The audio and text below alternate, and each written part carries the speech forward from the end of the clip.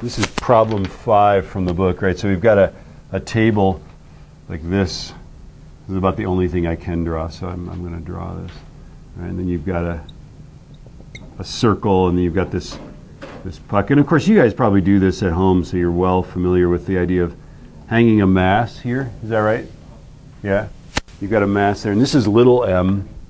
And then this guy here, this guy is going around, and it's got a velocity of v. And this guy is big M, right? Yeah?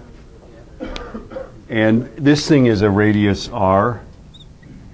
Okay? And I think what we're supposed to do is find, show that this velocity, that v is equal to the square root of mgr over big M. Is that what we're supposed to show? Yeah?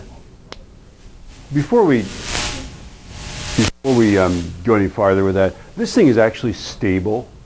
This thing is actually stable because if you were to take this mass and pull it down, what would happen to the speed that thing spins?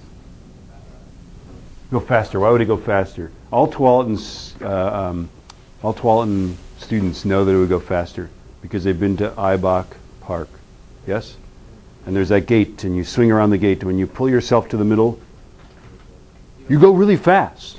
In fact, I've done something to my inner ear on that thing. I mean, I just tried to pull myself with all my strength to the middle, and the world becomes this blur, yes?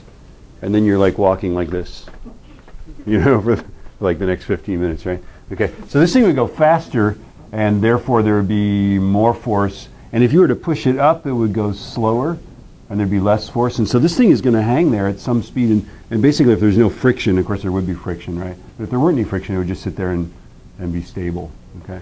And so I think what we do is we say that this force here is mg, little mg, right?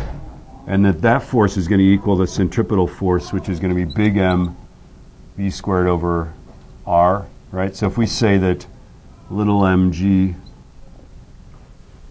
if this downward force is equal to the centripetal force, I guess we're solving for a v, right?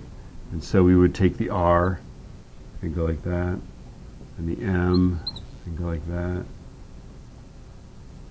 and then the square root, and there it is. That makes me happy.